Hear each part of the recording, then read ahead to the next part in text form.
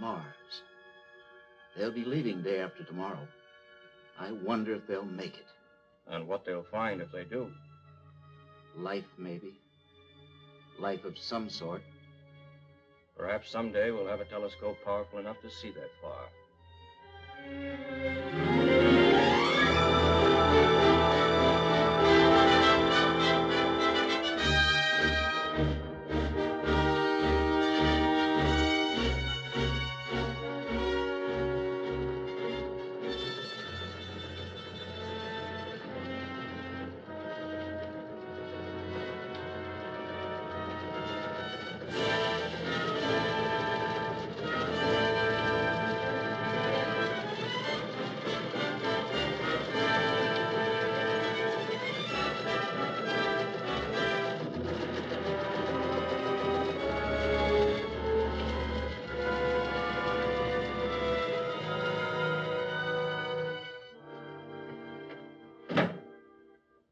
Dr. Lane, that's the highest priority secret message we've ever had in the Pentagon.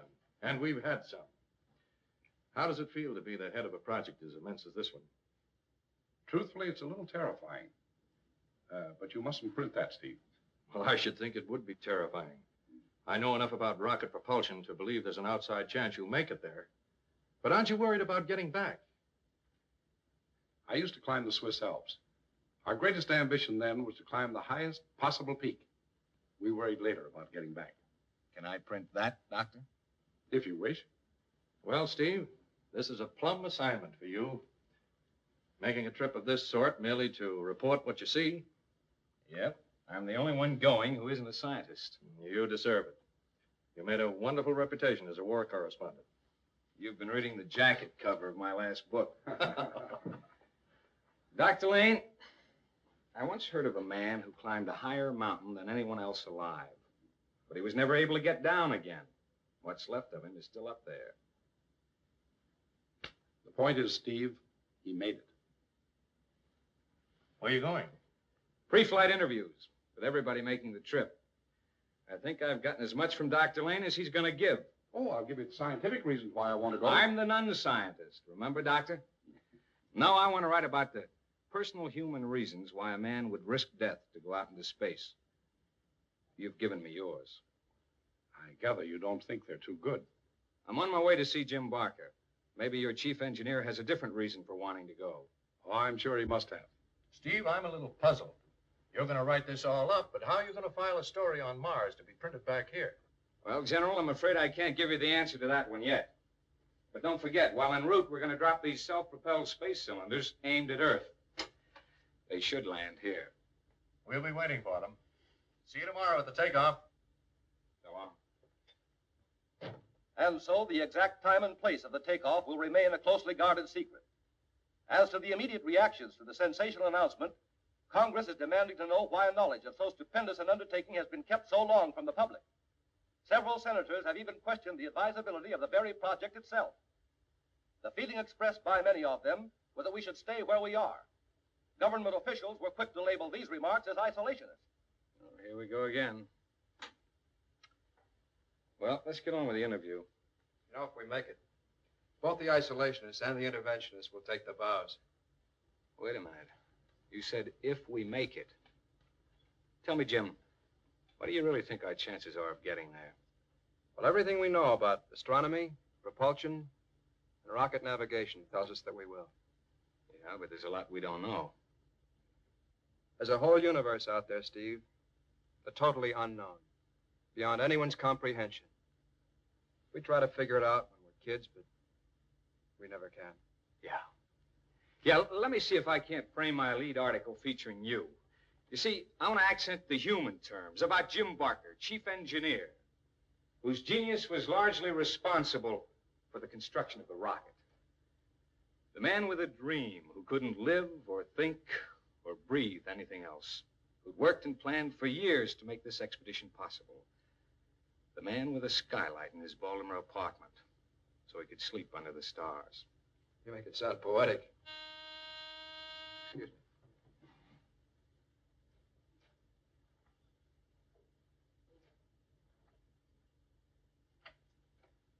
Oh, how are you, Carol?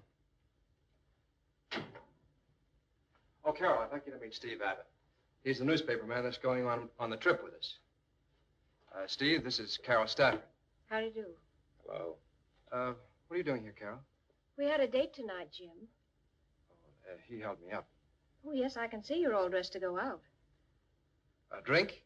No. I understand you wanted to interview me, Mr. Abbott. Well, you couldn't have picked a better time. I'm just in the mood to tell the story of my life. Father was a physicist. Taught her a lot. She's a smart girl. I certainly am. She learned spaceship engineering in only 3 years. Spending each day right at the elbow of Mr. Jim Barker. Mr. Abbott, do you think 3 years is too long to spend at somebody's elbow? Steve. Call me Steve. I wasn't going to let her take a trip like this, but she learned so much she became indispensable. I couldn't replace her. So you see, Mr. Abbott, what you're looking at is an indispensable scientific unit. The first assistant to the pilot of a rocket ship. Well, I know you have the whole story. I sure have.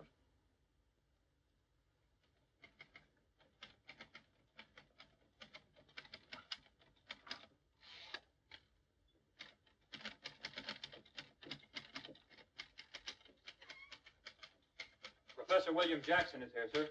Tell him to come in. Professor?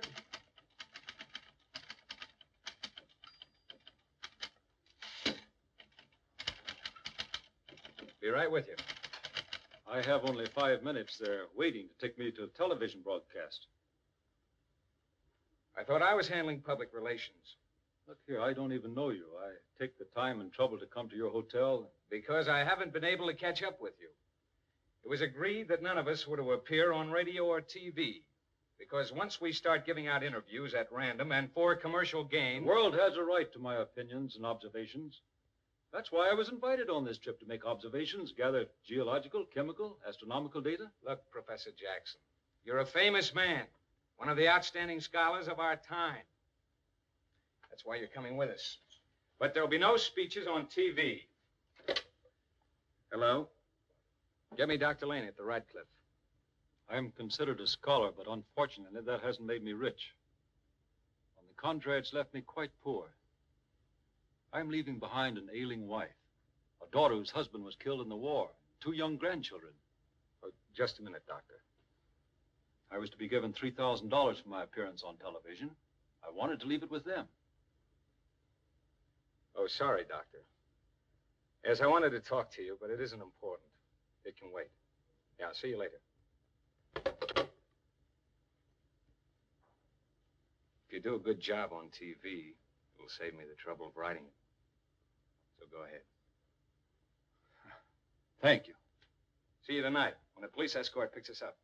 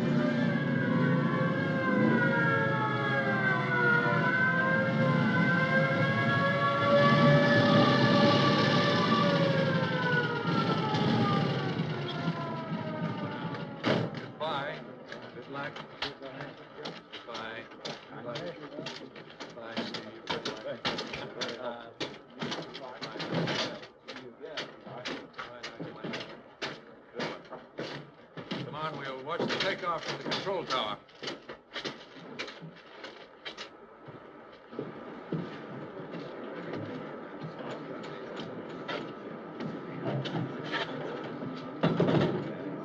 Well, I guess that about does it. Good luck, sir. Thank you.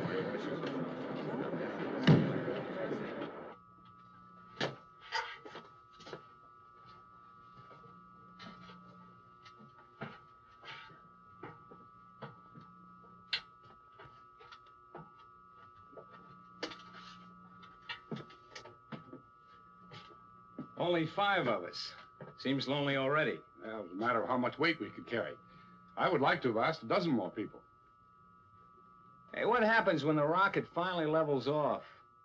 Do we walk on the walls? Oh, no. Our gyro mechanism keeps this cabin vertical at all times. When we're in horizontal flight, that hatch there will lead to the tail sections. You better go there and lie down and strap yourself in. All right, Carol, turn on the oxygen pressure for takeoff.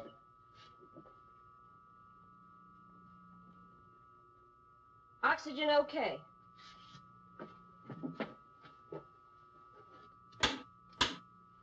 Control tower, Barker calling. Hello, Jim. This is Ed in the control tower. Check my radio. Give me a reading. Able George Baker, ready, over. Check. Able George Baker ready. It's okay, thanks, Ed. We're ready for takeoff. Ground clear. All ready for takeoff. And Jim, good luck, fella. Thanks, Ed. I'll be seeing you. I hope. All right, are you ready, Dr. Lane? All ready.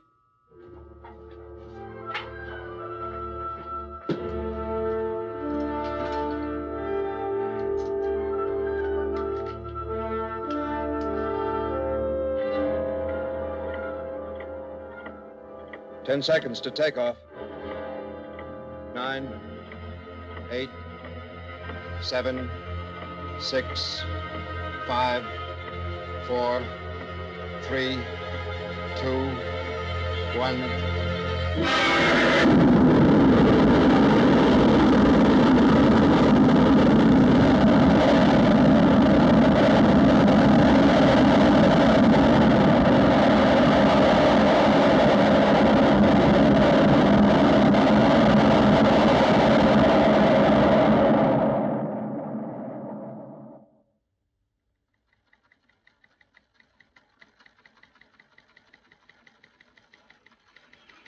Contact. We're ready, General. That you, Steve? You've been out in space 2 days now. Got anything to report? Sure have. Big news. Carol Stafford floated up to the top of the rocket. She kept bumping her head until we got the magnetic field stabilizer to equalize the gravitational pull. And how do you like those for big words? Here's Jim Barker, who'll give you the official rundown. Everything's going according to schedule. At the present rate, we should be out of the orbit of the moon in 10 or 12 hours. After that, it should be clear sailing. Anything else, over? Jim, the Press Association here wants to know whether we'll get some pictures to go with Steve Abbott's stories. Over. We'll launch our first space cylinder in 24 hours. There'll be photographs and observations in that. If we lose radio contact, Steve can send all his stuff in the cylinder. Anything else, over? That's all for now, Jim. Over. Okay. Rocket ship MARS signing off for now. So long. I'm glad we don't have to send all the technical meter readings. It was a good idea you had, Doctor, of having them transmitted automatically by radio. And I think it'd be a good idea if you got a little rest, Jim. You've been there ever since takeoff. Well, I kind of hate to leave. Don't be heroic, Jim. 2 days without a break is too long. Dr. Lane and I'll take over. Well, keep your eye on the gravitational indicator. If there's any variation, call me. Go on, Jim. Remember, I helped to design that indicator. I guess I must be tired. I'll see you later.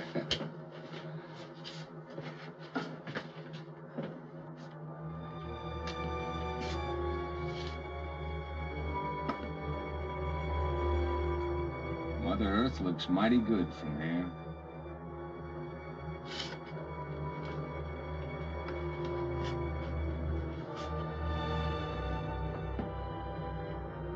Close enough to the man on the moon to talk to him.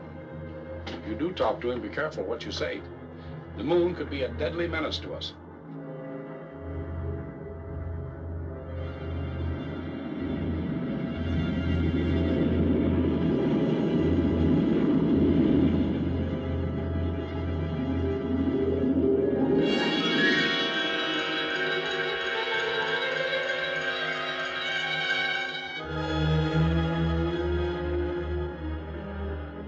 Shift in direction. Good 5 degrees. Gravitational pull of the moon? We'll have to use power to pull out. Everybody take your stations. Where's Jackson? Professor Jackson. Coming.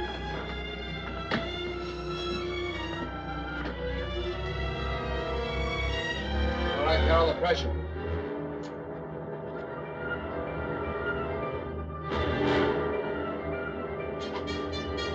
Pressure okay. You ready? All ready. Here we go.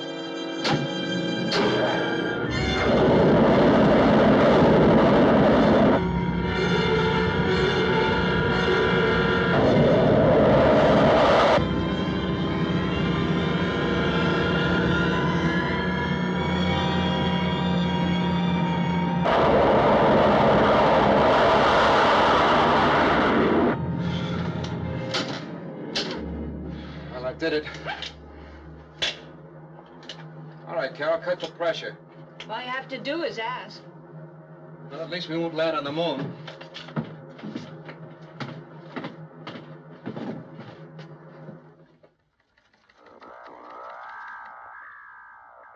Well, it's finally happened. We've lost contact with the rocket ship. You'd better inform the general.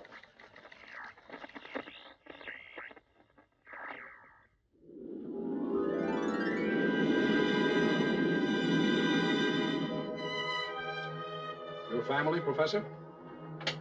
My 2 grandchildren. They're beautiful. I often wish I'd married and had a family. But astronomy and engineering have taken up almost all of my life. My life's been sheltered but full. Things I've learned, I've passed on to others. You talk as if you were already dead. You really believe we're going to come back? Sure I do. Personally, I feel this rocket is my coffin. Never would have expected that attitude from you. As long as we remain alive, I'll contribute all that I know to the success of the expedition. In the meantime, Professor, you're contributing an awful lot of gloom. He's contributed more than any of us. A real wife, a home, 2 lovely grandchildren. I'd trade 10 trips to Mars for that. Then you shouldn't have come along, Carol. Jim Barker, engineering genius. Jim? Skip it. It's just that being confined like this has gotten on my nerves. Mine, too. You listening, Carol? To what? I think that you are a prize package. Is this for Jim's benefit? And very feminine. He likes you. I sure do, Mr. Engineer. And I don't have to look in a test tube to find out. Let's cut out this bickering. I am not bickering. Nice try, but it didn't get over. Thanks, anyway. Oh, the Earth seems so big when you're on it. And from out here, so small and nothing. It's like closing your eyes in the dark. Suddenly there you are, alone with your soul. You're homesick, Steve. No, Professor, I haven't got a home. Sometimes I wonder who I am. Who any of us are. There was once a theory advanced that the universe is a living giant being, and that we, as human beings, made in its image, are miniature universes in ourselves, containing millions of corpuscles. The components of each corpuscle imagine themselves to be in a complete world of their own, though they are aware of the universe of other worlds around them. Oh, that's fantastic. Is it? I wonder. We understand so very little, really. If space is limitless and endless, then don't you see, the opposite must be true, too. Smallness never ends either, but continues being tinier and tinier, just as the enormity of the universe becomes more and more enormous. Doctor, you're giving me the creeps. What happens to us when we die? The whole universe dies, just as the universe in which we ourselves live may someday be no more. But there are endless universes beyond our own. I know the theory, but it makes this trip seem small and futile. If we're simply going from one corpuscle in some giant being to another, what will we find? Crossing over may provide some of the answers to things man has wanted to know since the beginning of time. If so, we'll be swallowed in space and forgotten. Holy mackerel, what's this? Come here, quick. What is it? I don't know. It looks as though the Earth's being bombarded. It isn't, though. It's a storm of meteors. They're traveling at tremendous speed. When they reach the atmosphere around the Earth, the friction makes them explode and disintegrate. We've all seen such fragments on summer nights. Most people call them shooting stars. Tell me, Doctor, are we apt to run into such a storm out here? It's possible.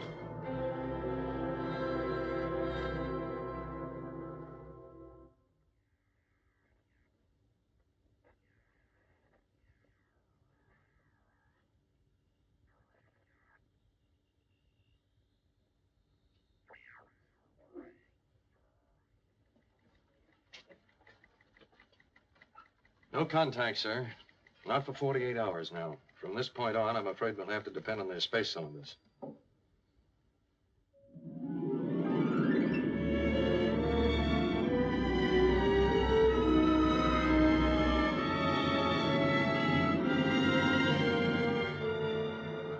Mars.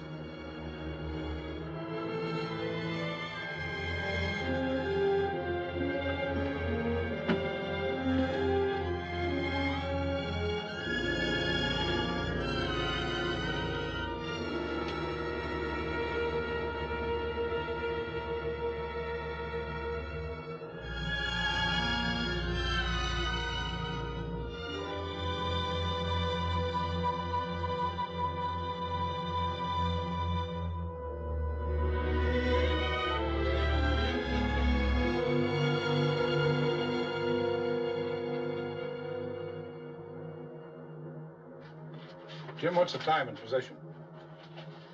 Have you finished with those computations for jettisoning this space cylinder? Almost. Just a second. We are now at approximately 2 degrees S400X 102 solar time. Well, that's about all there is to go. I hope the homing device works. I'd hate to have this land in the middle of the Sahara Desert. Didn't Steve have something to go? Oh, yes. Would you mind seeing if Steve's material is ready yet? Of course, Professor.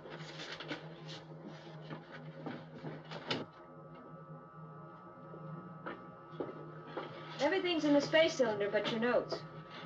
I wouldn't want to hold up a space cylinder, but if the last paragraph isn't up to my usual high standard, it'll be your fault for rushing me. How do you find so much to write about? Isn't easy. This trip's getting a little monotonous. Too monotonous?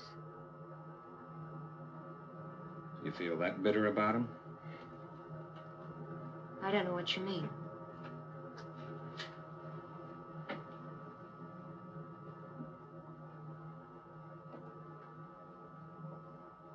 A little revenge, huh?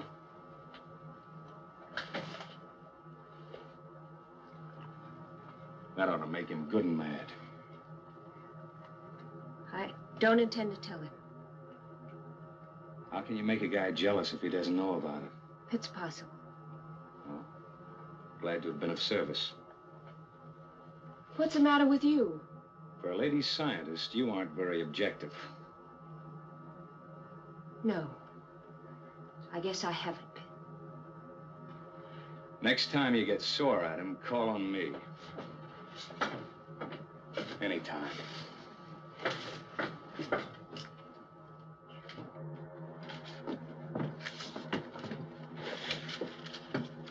You shouldn't wait till the last minute before getting your notes to me. It's a big hurry. We've plenty of time and space. I hope the homing apparatus on this cylinder functions properly.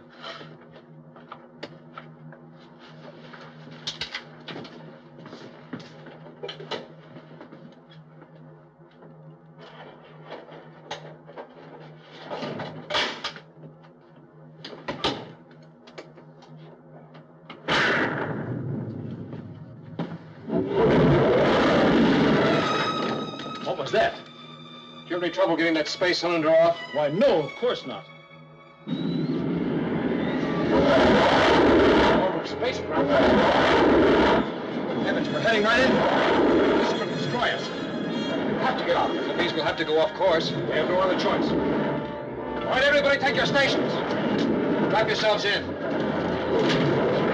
Have to give her full speed. You ready, Dr. Lane? Ready. Here goes.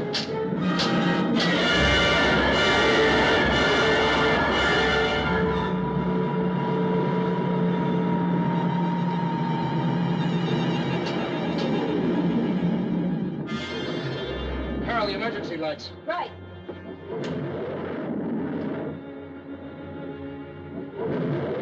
through it. Is everybody all right? Yes, sir. I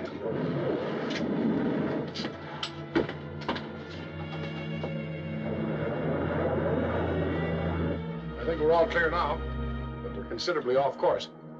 Jim, you better check the ship for damage, and Carol and I will plot the course.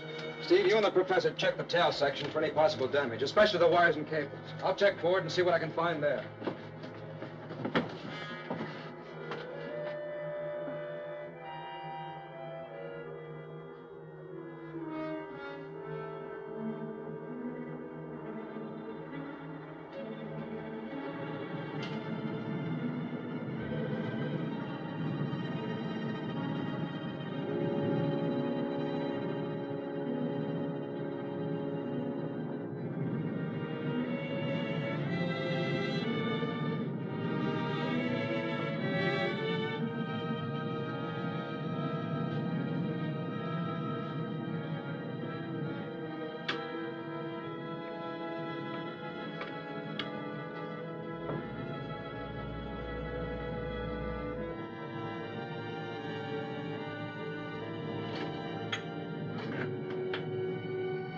Steve, come here. Have you found a break? Yes, and something worse. Take a look. Our landing gear. They got our radio batteries, too. That's what cut the cable, probably shorted it. Can it be fixed? I think Jim can fix the cable all right, but not the batteries in that shaft. Not a chance in the world. How we land? Maybe we won't.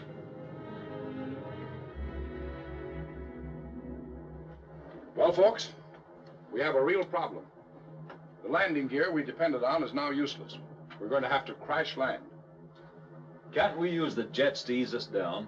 We may have to, but it will eat into our fuel supply. Better to use some of that to find a favorable landing spot. You have to make a choice. We can make it back to Earth and attempt a landing there, or we can try a landing on Mars. The choice is up to you. Well, I'm pretty fond of the world myself, even if it's only a little corpuscle. If we get back, maybe we can make another trip. Not much chance of that. If anything, it would discourage future flights. Assuming anyone does survive on Mars, what will he be able to do? Will he be able to report back what he finds? There's a remote possibility. The atomic power head might not have been damaged too much to get off a space cylinder. It doesn't look very promising either way. But if there's any chance of sending back any data or information about Mars, I'm in favor of going on. After all, that was the object of our flight. Our survival is of secondary importance. We can be on Mars within 24 hours. At least that's the shorter trip. That's an advantage under the circumstances. We're almost at the top of that mountain you wanted to climb. What do you think, Carol? Well, it doesn't look like we're going to come out alive either way. But after all, we did set out to do something. That says it for me. I knew that it would.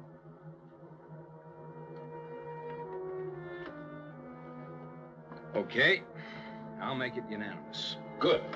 I'm glad we're all together in spirit, too. Jim, what's your plan? Well, I can't tell yet. Not till I see the terrain. We'll have to use our jets to look around, but it'll be rough at best. Well, it's in your hands.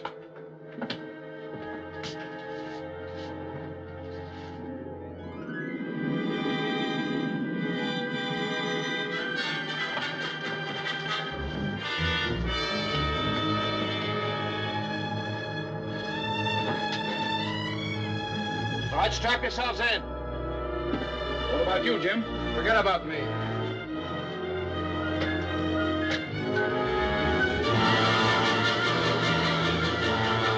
See a place to land. If we make it, we may be able to take off from it.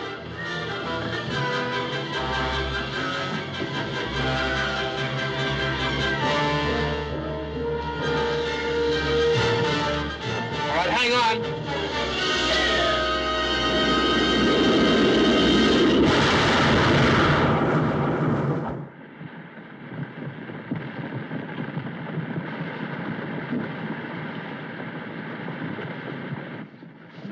He's coming around now.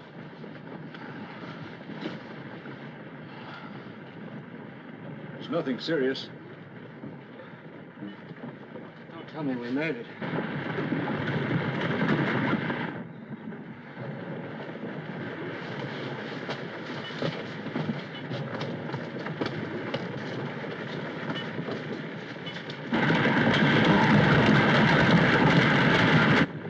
The concussion of our crash must have caused the avalanche.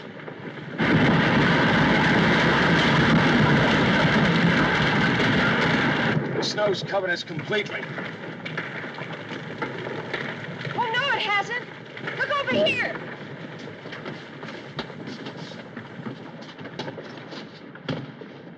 They look like chimneys. They're regularly spaced. They may be the work of living creatures.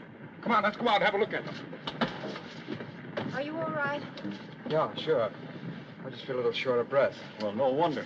We'd better put on our oxygen masks.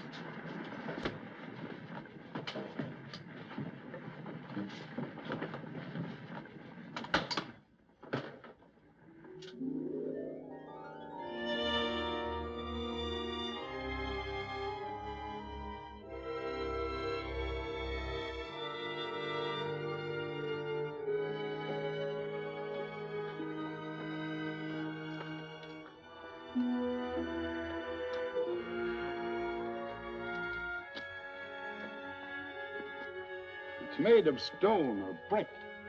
And very well made, too. Obviously by civilized creatures of some sort. But it's very old. Very. Maybe the race is extinct now. That's being a little pessimistic, Professor. No. Professor Jackson may be right. We know that ages ago, Mars was a much warmer planet. In cooling off, it lost much of its atmosphere. If people did live here, it may well be that the change killed them off. They don't seem to serve any purpose, do they? They may have been erected as some sort of religious symbols, like the great stones the Druids erected at Stonehenge or the pyramids in Egypt. Well, let's follow them along and see if there's any change in them.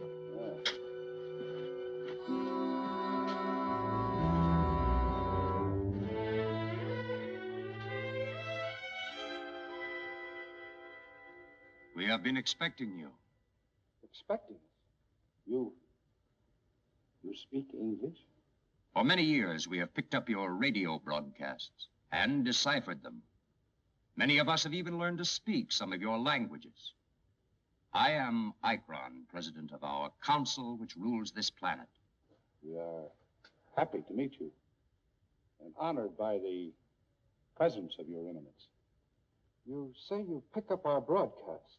Yes, your first 2 cylinders arrived back on Earth safely. Since then, they have lost contact with you, and there is a worldwide vigil awaiting news of your party. Can we get through to them? No. Although for years we have been able to receive broadcasts, we are still unable to send them. Our best efforts have been reported by Earthmen only as faint signals coming from Mars. You will come with us now.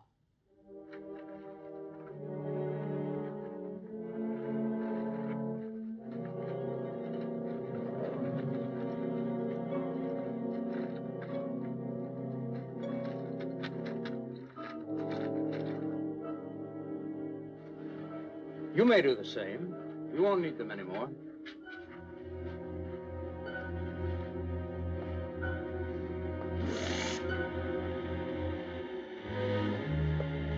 Hey, this thing's moving. Yes, our cities are underground.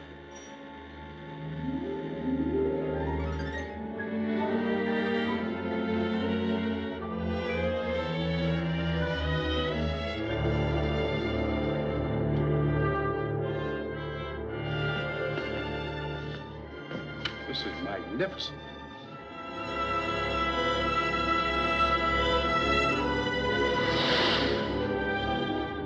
Where do you get your air and light? We make them. There is a mineral called corium, from which we extract hydrogen and oxygen. You'll find that we live rather well. It's a masterpiece of understatement. I think the council is waiting.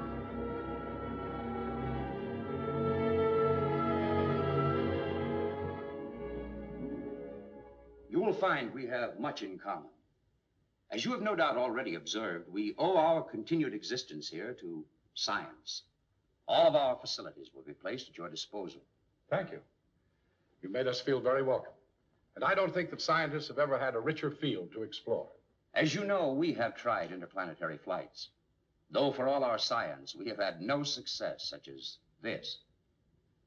I am very much interested in what you have done.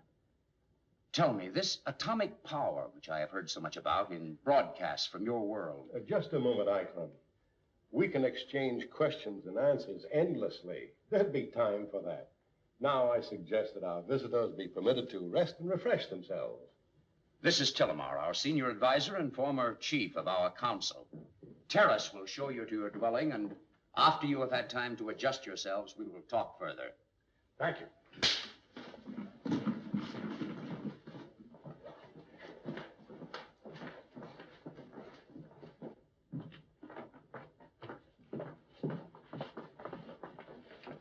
This is where you will live. Your sleeping rooms and other quarters are on either side. Thank you. What I want to see is the kitchen. The kitchen? Yes, where food is prepared. Oh, we don't have kitchens. We call it the food laboratory, and we have a large one for each district. You order your food, and it is delivered ready to be served. This is a woman's paradise. As a matter of fact, I assumed you might be hungry and ordered some things for you. They should be here by now.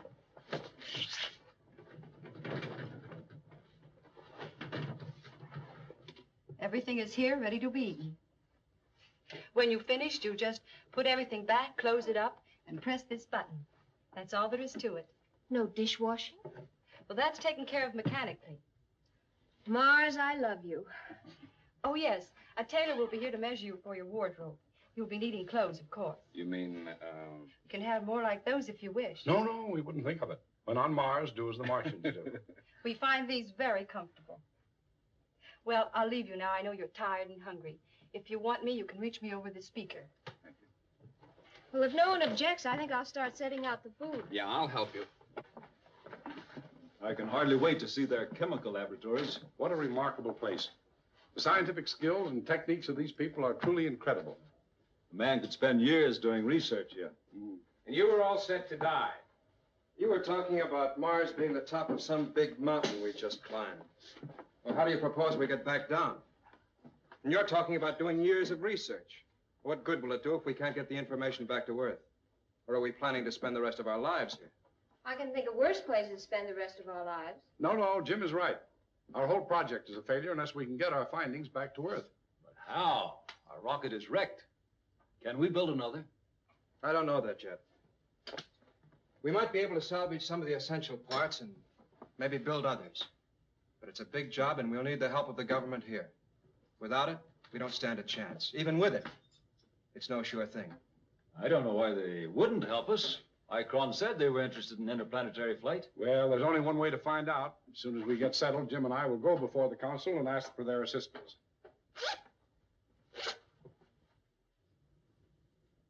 If our rocket ship is to be reconstructed, we'll need all the help you can give us. That's why we are here, to ask for your approval and assistance.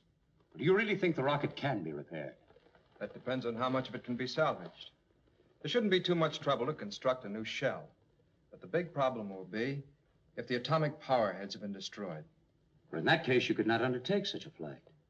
Well, we'd have to work out some substitute, possibly from your corium. We will send a party to salvage your ship whenever you are ready. We want to help. However, this is a matter that must be discussed by our council. We will let you know our decision shortly. Thank you. Thank you. Thank you.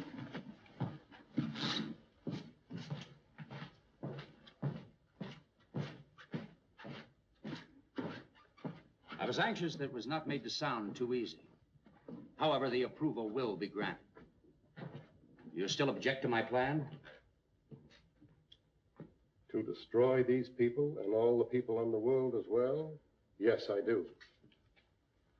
We will build others from the same design. A fleet of them, 100 fleets. And when we finish with the ruins of their world, what then? A plan to conquer the universe? More rocket ships? Where is the end of it? I seek only the sanctuary of a place to live for our people. Our planet is dying. The corium will be gone. What plan do you suggest to save ourselves? That we make a pact with them for certain areas of the Earth. The people who have come here have no power or authority to make pacts. Once we let them escape, once their ship is gone, it may well be our last chance for survival. Surely they'll make other trips. What if they return in power and force and conquer us? They will kill us. I ask for a vote of the council. My plan or Tillamar's? Ikron. Tillamar's. Ikron's plan is carried by a vote of 4 to 3. I need hardly caution, Senior Counselor, of the secrecy of this decision. The space travelers will not be warned. We will let them proceed with the rebuilding of their ship in the naive belief that we will let them return to Earth. Once the rocket is ready, they will become our prisoners. Fellow counselors, soon now. Soon. The evacuation from a dead planet will begin. First the armies, then the civilians.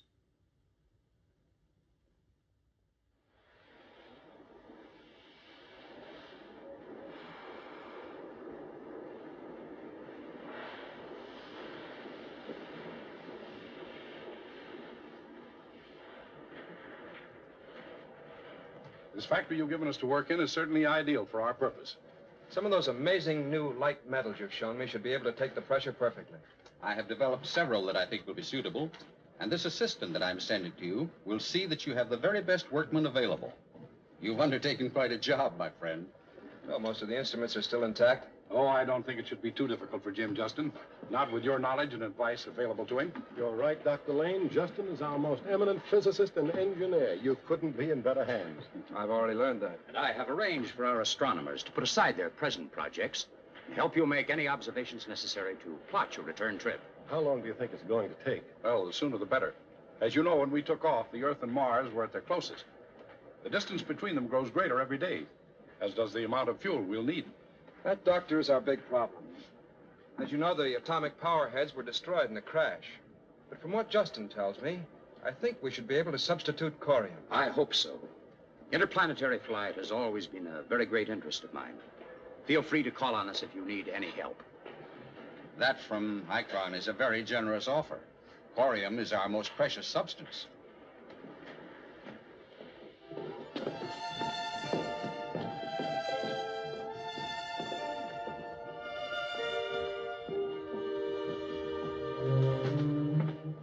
Are you Jim? Mm-hmm, that's right. Your new assistant has arrived. Oh, thanks. Show me. There's no one to show in. I'm your new assistant. My name's Alita.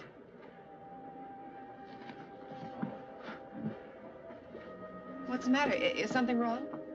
Oh, no. No, it's just that oh, sit down.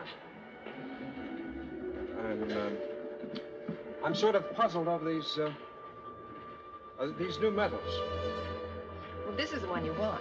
Both can take the pressure, but this has a better coefficient of expansion for temperature variations. You'll do. Should have known Justin knew what he was doing. You like him? Oh, I think he's a wonderful man. Then I think you'll do, too. He's my father. Oh, sure.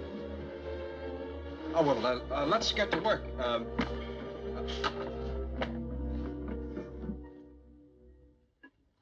Say, his food is really great. There's a reason. In those hydroponic chemicals they use, they put every vitamin we know of, plus several other tissue-building elements. No wonder there's so few sick people here. These are really delicious. An amazing people. Great illustration of what science can do. Who would think that forced to live underground, they have mastered the highly complex problem of raising food to survive on? In a way, they're better off. Instead of fields in the open, subject to the uncertainties of weather, they have great tanks, miles of them. With their controlled temperatures, they raise practically everything they wish.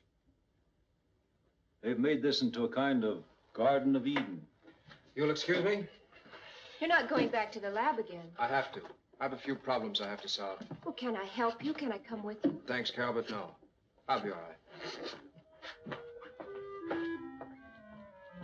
If you want some more revenge, just whistle. Poor Steve. So busy carrying a typewriter around the world with him that he never had time to fall in love. Then he met a lady scientist. You're not in love with me. No, just making it up. Don't ever believe anything a writer says, especially a newspaper writer. Besides, we've nothing in common. I bet you've never been to a football game or seen the Dodgers in action at Ebbets Field. Well, it makes sense. Female scientist goes for male scientist. Two of a kind. Me? I'm just a guy. You know, I think we both need a couple drinks. I've just made a big play for you. I know. No soap, huh? No soap, Steve. But you're wrong. I have been to lots of football games. I'm really not such a test tube specimen as you seem to think. And if I'm an idiot about Jim, it's something I can't help. Maybe you should try harder.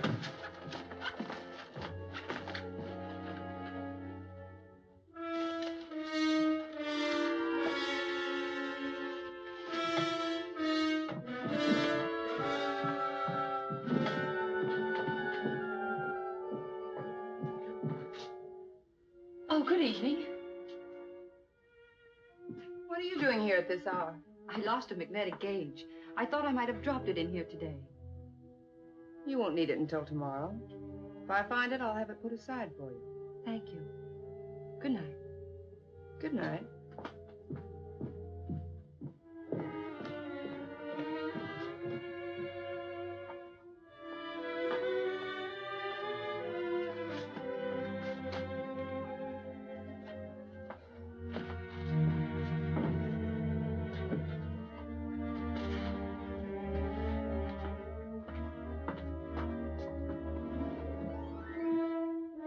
I have to know when they're going to be able to fly back to Earth. It's too early to tell yet.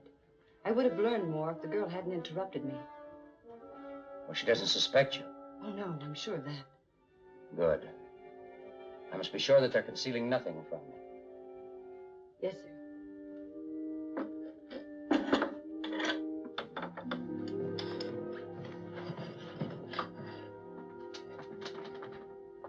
Well, I didn't expect to find you working tonight. I was talking to Father about this at dinner. He gave me an idea. I couldn't wait to try it out. Yes? Well, he thinks if we increase the temperature more rapidly, the molecules will release more energy. It's what you call a higher sparking power for the trigger mechanism. I hope he's right. If he is, it'll save us a lot of time.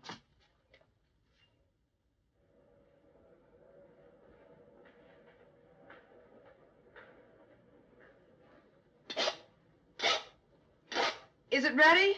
Almost. You can connect those cables now.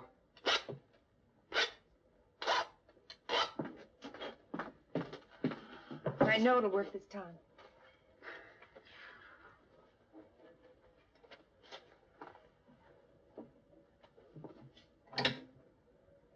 That's fine. Well, this will tell the story.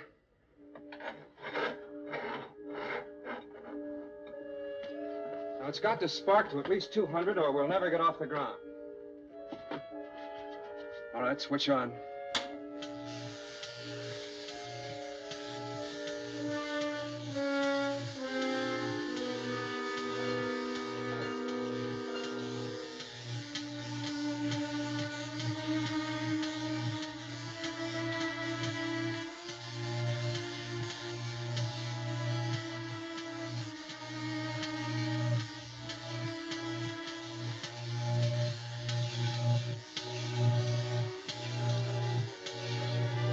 Look at that. I knew it'd work. I've got to tell Dr. Lane right away. You go ahead. I'll close up here.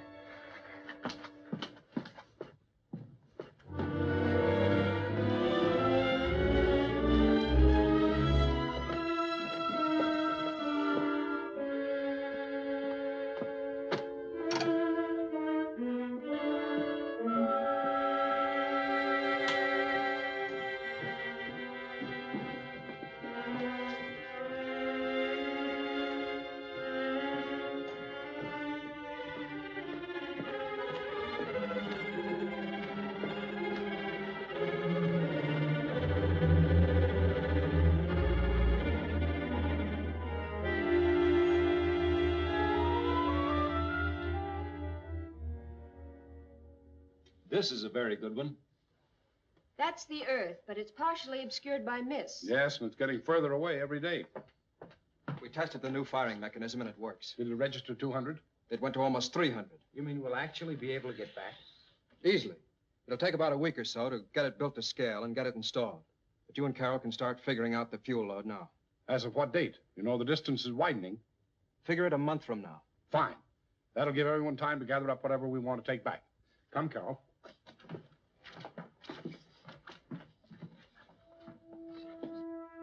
Yes, there's no question about it. They will be able to take off for their own planet. Let them think so. Do you know how long before they'll be ready? No, but I'll find out in time. Good. I want them to complete their work. Then we'll step in.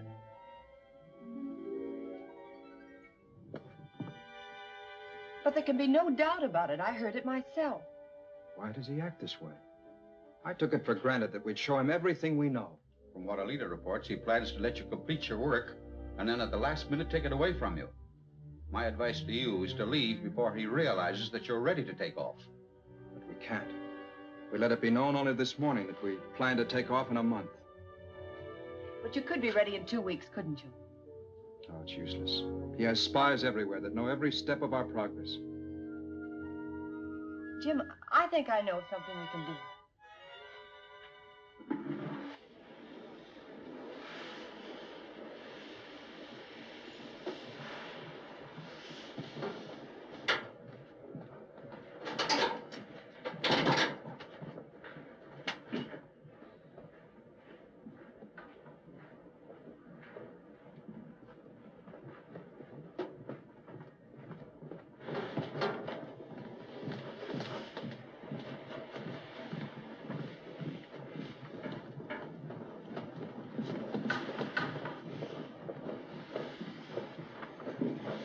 Try to get that section finished as soon as you can. It's almost ready.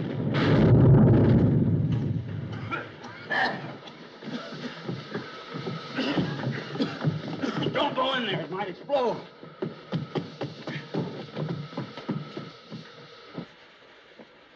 What is it? What happened? I don't know. I was working, and suddenly there was a great flash and explosion behind me.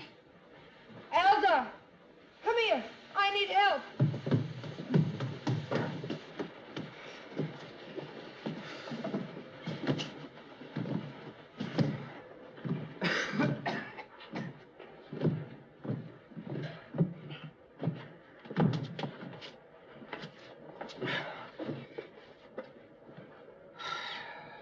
I'm all right now. Is there much damage?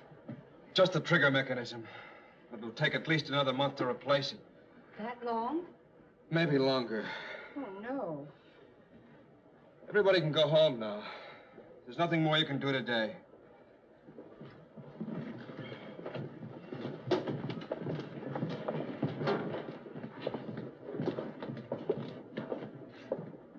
Beautiful performance.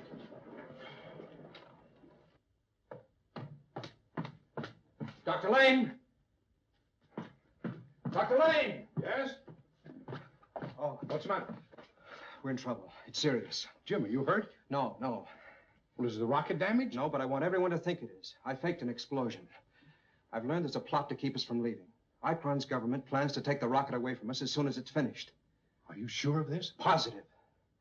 Well, what can we do? We can leave in 2 weeks. They think it's going to take at least another month for us to repair the damage. Can we get away without their knowing it? It's our only chance. We've got to try. Well, we better tell the others right away. No, not yet.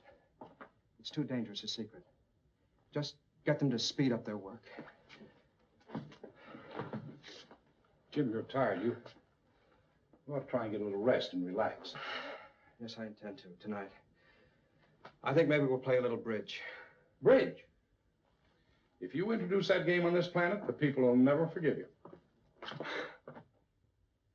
4 hearts. Pass. Why? Bye. Well, I've got good help for you.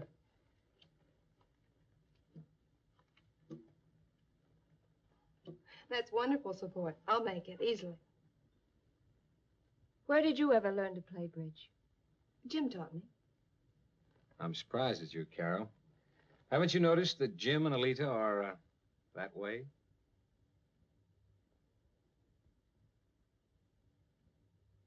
You're supposed to say it isn't true. Of course it isn't true.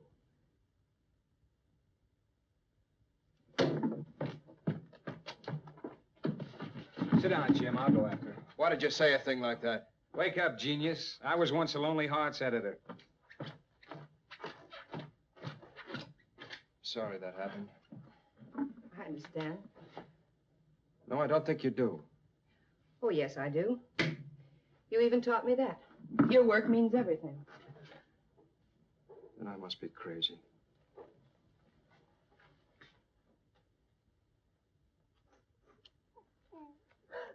How many years you been in love with him? 3. How many tears do you think it'll take to wash out 3 years? Go away, Steve. I can't. I'm about to win a game for myself. You ever play solitaire? I've been playing it for a long time. Please go. But it gets tiresome. Just like some girls I know. What do you mean? You've been crying for exactly 1 hour and 17 minutes. Well, nobody asked you to sit in on it. No, it's the idiot in me. Steve. That gets tiresome, too.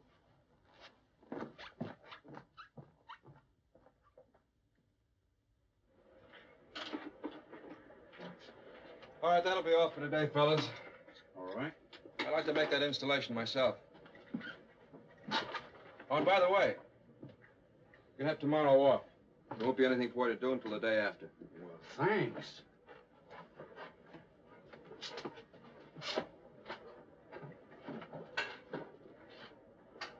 They don't know it, but they've done their last work on this baby. What about that? The emergency lights? 2 minutes work. I can do that after takeoff. You know, I can't believe it. It's finished. Ready to go. It's great, isn't it? Yes. Yes, it is. What's the matter, Alita? You'll be going. Of course, I'm happy for your sake. You'll be able to get back now. That's right. I'll be leaving, would I? Well, it isn't as though you're going so far. After all, the Earth is only 35 or 40 million miles from here. You know, the way we've constructed this thing, there's a good chance we might be able to bring back a couple of extra people. I didn't want to tell you until I was sure of it. But you're going back with me. You and your father. No. Why? There's a reason why our government wants a rocket ship. 10 years from now, there'll be no more Corium. After that, all life here will be extinct. Unless something is done.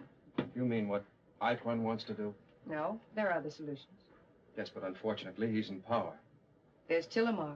He's a great leader. It'd be better for the people of our planet if he and my father went.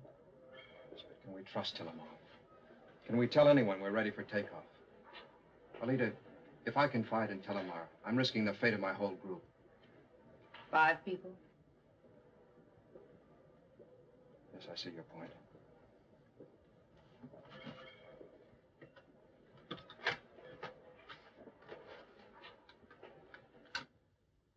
Whatever we decide here, you have my promise that I will not reveal your plans. Will you yourself, Tillamar, come with us as spokesman for your planet? As a statesman, to plead your cause. We pick up Earth's broadcast, Tillamar, and you can deliver whatever news there is from the world beyond. Perhaps to replace corium, Earth will grant us uranium in exchange for many things we have here. Inventions far beyond anything Earthmen have yet achieved. Interplanetary trade relations. You'll go then, Tillamar. Yes, I will go. Though once I am gone, Icron will declare me a traitor. Oh, perhaps at first. But when you have talked to our people through Earth's broadcast, when you tell them of your plan and that you're on a mission for them, there will be a new vote in the council. Icron will be overthrown. Well, how can you be sure of that? Because I will stay here as your representative and organize the active opposition. But... Don't worry, Alita. You are going, not I. But I'll see you again. I have confidence in Tillamar that I will. I've called you all together to tell you that thanks to Jim, the repairs on the rocket ship are now complete. We'll take off tomorrow. Well, how do you know it'll function properly? You haven't been able to make any real tests. That's the chance we'll have to take.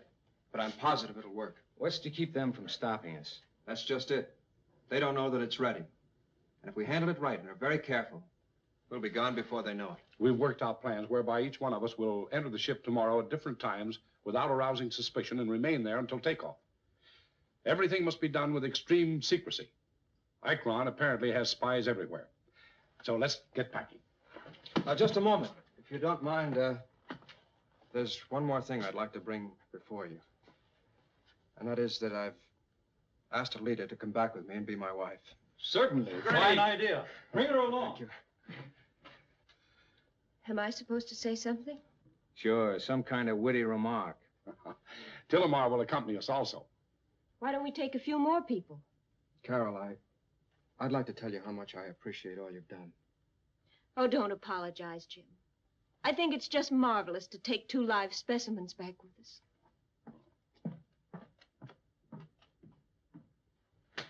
Well, anybody seen that deck of cards? What do you want with a deck of cards? I feel a game of solitaire coming up. Come on.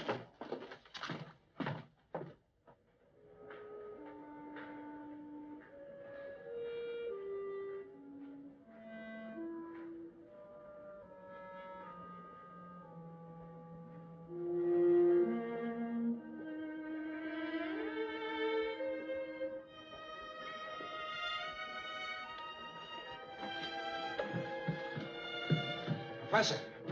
Yes? Everything all right? Yes. This gets all the important stuff. The others will be aboard later in the day.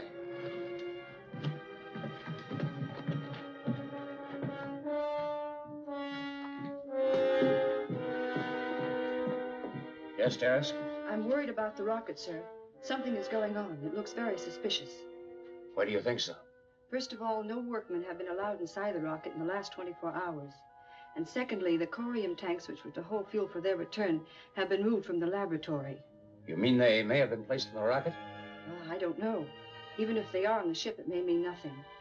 But I thought you ought to know. You might want to question one of them. Well, there is one we can question. The girl, Alita. Good. I will bring her here. No, not here. In the council room. I will call a meeting at once. Very good, sir.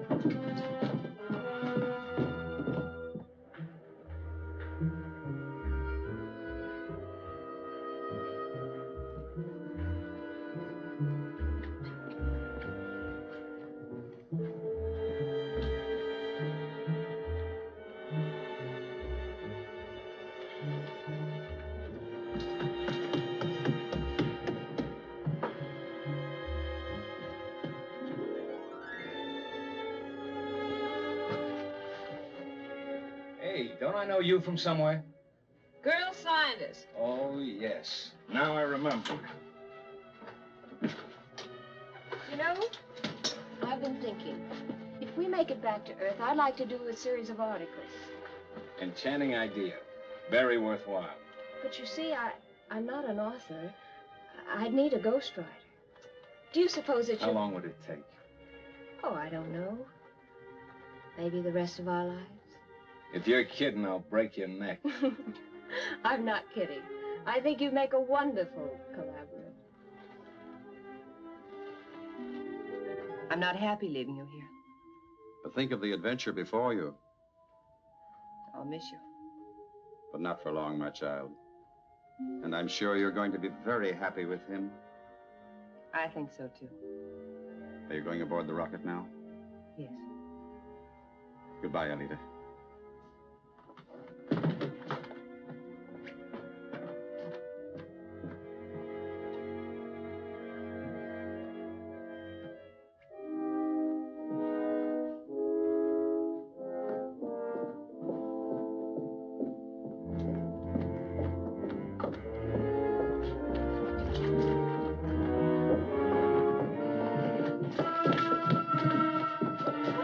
What is this? Terrace, you'll come with us.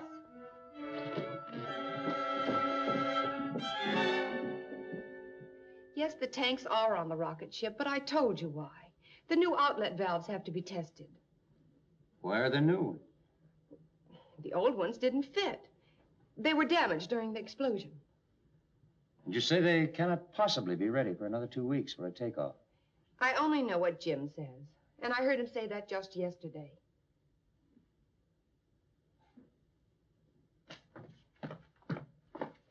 Everyone else on board? Yes. Well, I'll be off. I'll follow you in 10 minutes. Weren't Alita and Tillamar supposed to meet you here? Yes, that was the plan. They should have been here by now. Jim, are you sure everything is all right? Yes, don't worry about it. It's a long trip. You'd better get started, Doctor.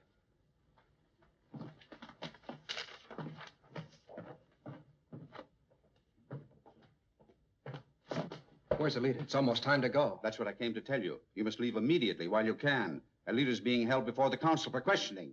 Then she and Tillamar are both there. Yes. Tillamar has double-crossed us. There's no proof of that. She may be in danger of her life. Forget Alita. Leave in the rocket while you still can. No. We'll go to the council meeting. Tillamar may even have done something to the rocket. Will you tell us the truth or go on lying? I suggest we hold her and send our men to seize the rocket at once. The council will vote on it. Wait. If she's telling the truth, what will be gained by seizing the rocket? According to her, it isn't ready to go. And if we take over the rocket now, it may never be ready for flight. We need the Earthmen working on it. If she's lying, it will depart, and we will be left with nothing. Ikron, I have trust in the things of the universe and in the Creator. You are a naive, fumbling old man. A vote. Ikron's plan or Tillamar's. It's time for action, not words. Those who favor Ikron. Wait! Why are you here? We should request his permission to have our men investigate the rocket. Why should it be investigated at all? What is all this? I have the promise of your help. We have good and just reason for believing that you have betrayed us. If that is so, you will find our generosity is at an end. And the sort of hospitality we will show will have a different taste. A vote. Ikron's plan or Tillamar's? Ikron! Very well. The rocket is to be seized at once. These people are to be held.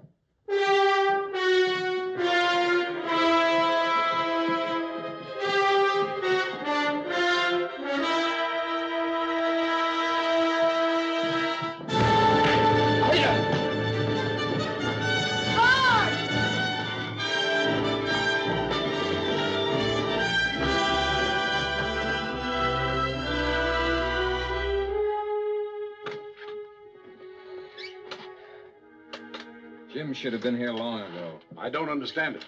I do. There's trouble. Something must have gone wrong.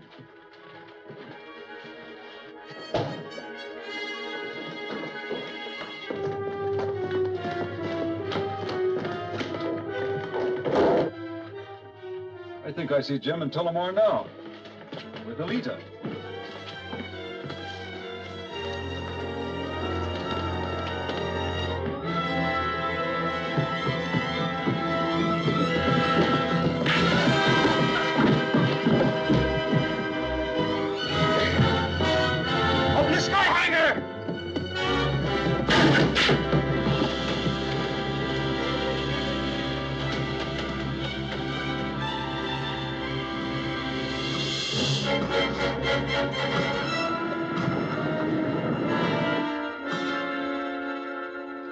It isn't opening.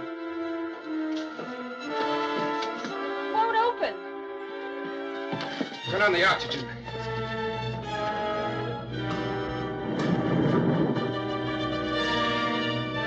Can't we get out?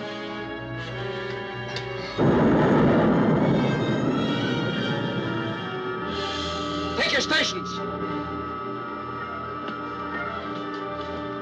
Strap yourselves in.